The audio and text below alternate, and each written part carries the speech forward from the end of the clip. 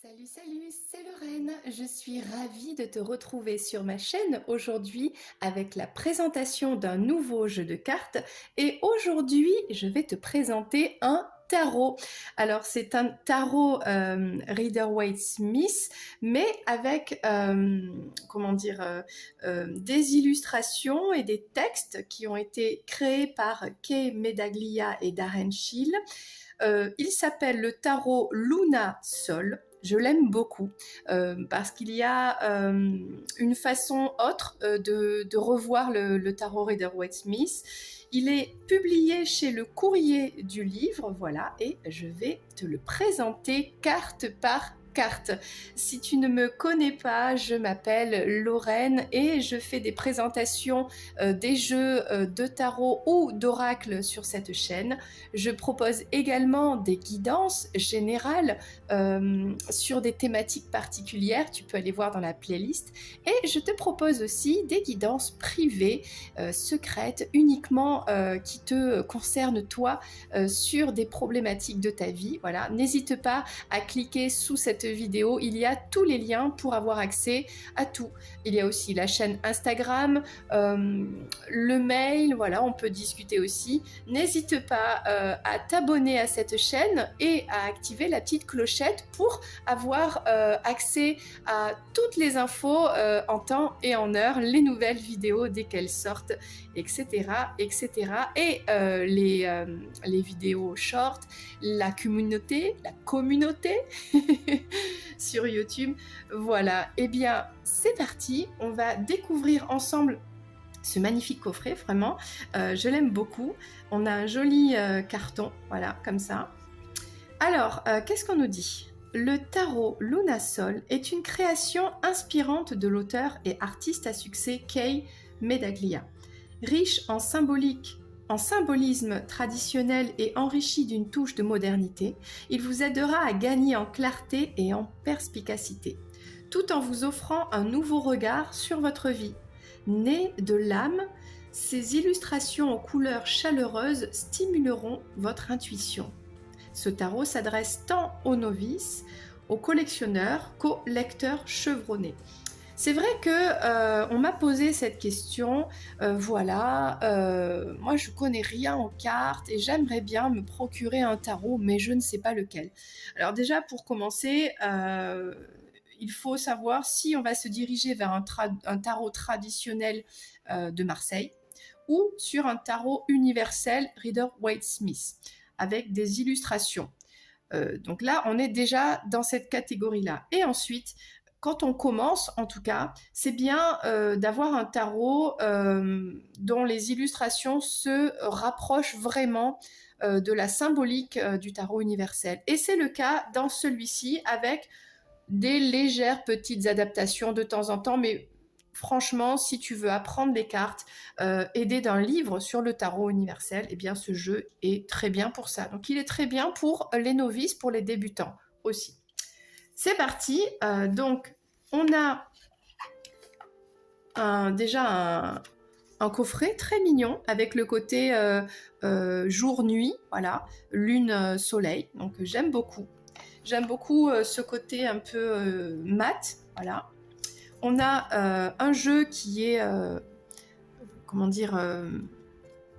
de format habituel, traditionnel, j'ai envie de dire. Ce que j'aime beaucoup dans ce jeu, c'est vraiment la qualité des cartes. Les cartes sont très épaisses, elles glissent bien, faciles à se mélanger. On n'a pas de dorure, ce qui fait que ça va pas s'abîmer, ça va se conserver plus longtemps, en tout cas pour les personnes qui ont le mélange facile, comme moi, qui utilisent très souvent les cartes, voilà. C'est accompagné d'un petit livret qui est bien écrit, vraiment, qui apporte des significations supplémentaires, des indications, des citations. Donc voilà, ça peut aider pour les tirages. On a des exemples de tirages qui sont proposés en début.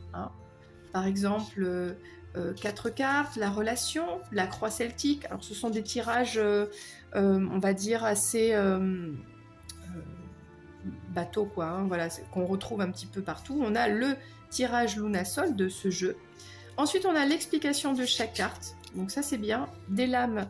Alors par contre, on a les lames majeures uniquement bien détaillées. Et ensuite, on a une petite explication plus résumée, plus rapide sur les lames mineures. Voilà. Et ensuite, à la fin, qu'est-ce que j'ai vu? J'ai vu quelque chose. Je ne sais plus. Bah non, mais je crois que c'est tout. On a l'histoire au début alors des créatrices de ce jeu. Voilà, une petite introduction, une petite préface. Voilà, et bien c'est parti, présentation de ce jeu carte par carte. On va donc commencer par les premières lames majeures, ok. Donc les voici, nous avons dans ce jeu 22 lames majeures qui soient... Alors ici on est de la carte 0 avec le fou jusqu'à la carte 21. C'est possible parfois d'avoir la carte 1 à 22, voilà, mais c'est plutôt rare quand même. Hein. Voilà, donc là on commence par, est-ce que tu vois bien les cartes? Voilà, la carte du fou. Donc il n'y a pas de numéro, voilà, il n'y a même pas écrit 0, c'est la carte du fou. Voilà, première carte du jeu. La carte numéro 1, donc on a ici le numéro de la carte et le nom de la carte en français, parce que ce jeu est en français. Et on retrouve toute la symbolique que l'on retrouve habituellement dans un jeu de tarot traditionnel, enfin universel. Donc c'est ça qui est bien, comme je disais, pour les débutants. Voilà, le magicien. Et c'est vrai qu'on a un côté à la fois et traditionnel et moderne. Donc c'est pour ça que j'aime bien ce jeu. La grande prêtresse, l'impératrice. J'aime beaucoup le design en fait parce que on reste sur du traditionnel, les couleurs sont douces, on est sur des tons un peu pastel et c'est très bien exprimé, c'est bien dessiné, j'aime bien. Ouais, vraiment, on a ce côté un peu nature. Ouais, c'est très joli. La carte de l'empereur. Et bien sûr, dans chaque carte, il y a beaucoup de petits détails qui peuvent aider dans le tirage. Par exemple, là, on a le hiérophante, et si on regarde, on a un personnage principal, mais on a un autre personnage ici. Il y a des petits symboles cachés, voilà, il y a des détails. Et ça, c'est très intéressant, je trouve. Et on est sur un mélange de traditions culturelles et religieuses. Donc ça, c'est vraiment super. Les amants, ici, légèrement revisité par rapport à la carte un peu traditionnelle du tarot universel. Et on a souvent des personnages qui reviennent un peu dans le jeu. Par exemple, ça va revenir dans la carte du monde, il me semble. Voilà, donc on a la thématique un peu Adam et Ève. Voilà, il y a une petite histoire, il se passe quelque chose, donc à toi de l'interpréter ensuite dans ton tirage et avoir l'explication aussi dans le livret. La carte du chariot, la justice, avec le petit chat ici, la carte de l'ermite, avec une tortue. Ça symbolise bien voilà, le côté lenteur, etc. Alors, la roue de la fortune, on retrouve tous les symboles du tarot habituel. La carte de la force, avec ce côté, le lion, voilà, le lion qui est... dompté, mais par amour, on voit bien. Là, on a ce côté lune et soleil, lune, luna, sol, donc thématique de ce tarot. La carte du pendu, avec la petite chauve-souris, qui, quand elle est pendue comme ça, c'est parce qu'elle dort, tout simplement. La carte de la mort, avec cette symbolique d'une fleur qui pousse, avec une petite abeille qui butine. Donc, voilà, il y a du mouvement, il y a... Comment dire, c'est pas figé, ce tarot est pas figé dans les illustrations, donc c'est pour ça que j'aime beaucoup.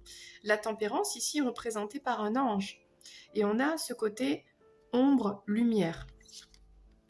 Le diable, alors le diable pareil, c'est une scène, il se passe une histoire, on raconte une histoire ici dans cette scène. On a les liens, on a le côté bête, hein, on voit des pattes d'animaux, voilà. Donc on voit des arbres, une forêt, des gens attachés. Donc c'est intéressant d'explorer chaque carte, voilà, dans ce jeu. La carte de la tour, l'étoile, la lune. Donc là, on reprend un peu pareil les symboles. On a une porte ici, c'est intéressant, on a des pyramides, une porte. La carte du soleil avec des amis, des amoureux, voilà, des fleurs. Voilà. Le jugement. Cette carte, elle est particulière pour moi parce qu'il a 4 œils. Il y a une flamme, il y a des mains, c'est quelqu'un qui médite. Voilà, c'est très intéressant. Cette carte est vraiment très intéressante, je trouve. Donc c'est la carte du jugement et la carte du monde. Voilà, avec la symbolique. Et on retrouve la lune et le soleil. Donc ça, c'était pour les lames majeures. On va passer aux lames mineures et on va commencer par les coupes qui sont l'aspect émotionnel, l'amour, etc. L'as de coupe avec la fleur de lotus, c'est très joli. Le 2 de coupe avec ce côté ombre et lumière, nuit-jour et le partage en fait. Le 3 de coupe, on a des femmes ici qui célèbrent un événement. Le 4 de coupe, quelqu'un qui a des coupes différentes, peut-être qu'il ne voit pas celle-ci. Le 5 de coupe, franchement, quand on débute dans le tarot, on comprend très bien la signification de chaque lame mineure grâce à l'illustration. Voilà, on voit bien qu'on a une personne qui est triste, qui pense à des coupes renversées. Voilà, pour le 5 de coupe. Le 6 de coupe, on voit des coupes un peu, on va dire, traditionnelles, et celle-ci avec des taches, des dessins, des couleurs, et on partage ça. Donc voilà, ça donne une autre dimension. Le 7 de coupe, on voit les visages très expressifs. Le 8, ici, avec cette pyramide, oups, un peu bancale. Le 9 de coupe, avec ce côté très spirituel aussi dans ce tarot. Voilà, avec la fleur de lotus, la personne qui médite. Donc l'élévation. Le 10 de coupe avec la famille, les amis, le côté, comment dire, on se mélange, le côté universel, voilà, plein de coupes qui forment une seule, donc c'est très très sympa, j'aime beaucoup dans ce jeu. Le valet de coupe qui est une femme ici. On a la mer, on a un peu le côté nuit, voilà, ça change. Cavalier de coupe sur un poisson, c'est original avec une étoile filante. Il y a ce côté mouvement en fait. Toujours là on est dans la nuit parce que la nuit c'est le côté rapport à la lune, les émotions, l'intuition, la connexion, etc. Donc la reine de coupe ici qui tient à, je ne sais pas si c'est une petite boule noire, est-ce que c'est une planète? Bon, la coupe. C'est vraiment intéressant avec le côté océan, mer, qui sont vraiment les émotions, quoi. Le roi de coupe ici. On passe maintenant aux épées, qui symbolisent plutôt l'analyse, le mental, la réflexion, l'intelligence, etc. L'as d'épée. Le 2 d'épée. Voilà, on a 2 épées plantées dans la nature. Le 3 d'épée, eh oui, avec un cœur qui a été un petit peu déchiré, quoi. Voilà, le 4 d'épée avec ce... je ne sais pas si c'est un kimono, un japonais, voilà, qui s'entraîne et qui pose les épées, qui se repose. On a ce côté un peu japonais, je trouve, hein, dans cette carte. Le 5 d'épée, bah, c'est le champ de bataille, voilà, avec le survivant qui a gagné. Le 6 d'épée, quelqu'un qui marche sur des épées, donc ça change un peu, mais on est vraiment très proche de la symbolique traditionnelle, hein. Le 7 d'épée avec ce côté noir et blanc et couleur. Peut-être un rapport avec le passé, quelque chose du passé. Donc c'est intéressant. Le 8 d'épée, voilà, avec le fait de grimper, d'être emprisonné un peu, on retrouve le côté les yeux bandés, etc. Le 9 d'épée, ah ben là il y a plein d'épées, on y pense, quoi, hein, dans le sommeil. On ne peut pas dormir d'ailleurs. Le 10 d'épée, j'aime beaucoup cette carte parce que on voit bien en fait hein, la personne qui est transpercée de partout, mais qui les fleurs poussent, la résilience. Voilà, pour moi ici c'est la résilience. Le valet d'épée, je sais pas trop, oui c'est une femme je pense, on a ce côté très aérien avec les nuages, donc c'est avec cette espèce de kimono, donc je ne sais pas quelle partie de la terre, mais c'est intéressant. Voilà, c'est Là, on a le cavalier d'épée qui est un ange. Donc c'est intéressant. Ça change un petit peu euh, la donne, mais tout en y restant. Enfin, je précise encore. La reine d'épée avec ce côté un peu guerrière, mais sage. Sage guerrière, avec le hibou. Et le roi d'épée, avec ce côté un peu... le petit papillon posé sur le bout de la lame, quoi. C'est un roi d'épée qui est sage, doux, dans les airs, aérien. Voilà. On passe au pentacle. Alors ici, c'est très joli avec la nature, les fleurs, le 2 de pentacle. On a des symboles, le yin et le yang. Ça, c'est le côté lune-soleil. Donc les papillons, symbole de l'infini. Donc ça fait penser à la transformation. Donc c'est intéressant. Le 3 de pentacle avec des personnes différentes qui s'unissent pour créer quelque chose. Le 4 de pentacle, bah là, c'est vraiment bien fait. On voit la personne qui attend devant la porte, qui pourtant a la clé, mais bon, qui bouge pas, quoi. Voilà. Le 5 de pentacle, très très bien illustré, vraiment, ce tarot. Le 6 avec l'échange, là, des échanges de pièces. Le 7 de pentacle. Est-ce que c'est une femme qui est un peu enceinte et qui regarde la progression, le fait de quelque chose qui pousse? Le 8 de pentacle, quelqu'un qui travaille. Le 9, un joli vase dont on prend soin avec ce côté des pentacles, donc des fleurs. C'est un peu la lune, peut-être des phases de lune, non, je ne sais pas. Le 10 d'un pentacle avec la jolie petite maison sur la colline et le soleil. Le valet de pentacle, on voit quelqu'un qui est jeune, qui est en train de pousser avec des fleurs.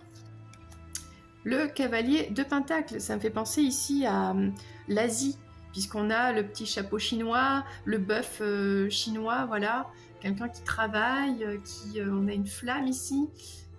C'est intéressant, comment dire, la thématique de ce tarot, j'ai envie de dire. On a la reine de pentacle avec la biche, le renard, donc, vraiment connecté à la terre, j'ai envie de dire. Et le roi de pentacle, pareil, un nid d'oiseau, il est tranquille sur son trône qui est un arbre. Donc on est sur une dimension des pentacles qui n'est pas forcément sur le matériel, mais plutôt sur l'ancrage, voilà, sur le côté terre. Et on passe aux bâtons, qui sont les actions, les passions, etc. Donc un magnifique soleil pour l'as de bâton. Le 2 de bâton, on voit quelqu'un qui part à l'aventure, voilà. Le 3 de bâton, quelqu'un qui attend quelque chose. C'est vraiment bien exprimé, bien expliqué. Le 4 de bâton, voilà, on fait la fête. C'est une cérémonie, une célébration de quelque chose en famille. On voit un couple avec des enfants. Le 5 de bâton, ouais, là on voit des gens qui se bagarrent, là, qui se battent. Et quelqu'un qui n'est pas très heureux ici. Le 6 de bâton, donc là il y a des bâtons. Et on a la couronne de, comment il s'appelle, Jules César, avec la victoire là. Le 7 de bâton, le fait de se défendre. C'est ça, on a attaqué, on se défend. C'est très bien expliqué. Le 8 de bâton, donc ça, c'est quelque chose qu'on envoie. Ça peut être la guerre, ou là, on voit des flammes qui sont envoyées. Ça parle de communication. C'est quelque chose qui, boum, on s'y attend pas, ça arrive vite. Bon, quelque chose comme ça. Le 9 de bâton ici, on voit quelqu'un qui s'est blessé, qui tout doucement empile ses bâtons, qui veut arriver à son objectif, mais bon, c'est pas facile, quoi. Le 10 de bâton, bah là, c'est bien exprimé sur le visage, hein, c'est pas facile, c'est compliqué, tous ces bâtons à gérer, voilà. Il sait plus où donner de la tête, il sait plus comment les porter, voilà. Le valet de bâton, donc là, on voit des flammes de quelqu'un qui est un peu un prince, hein, qui avance avec ses flammes, poussé par les flammes, je vais dire. Le cavalier de bâton, il est carrément sur un lion. Ah ouais, là c'est fort, hein, c'est symboliquement fort. Une reine de bâton bien sur son trône avec ce côté un peu, on a des bêtes, elle a son chat, mais son trône, il est quand même sur des flammes. Et on a un peu ce côté avec le poisson, les 4 éléments, le côté africain, je trouve. Et le roi de bâton, voilà, pareil, sur son trône enflammé, relié à la nature. Et on a voilà, cette énergie un peu de l'Afrique, la chaleur. Voilà, c'était l'oracle, non c'est pas un oracle, c'est un tarot Lunasol. Le voici, le tarot Lunasol.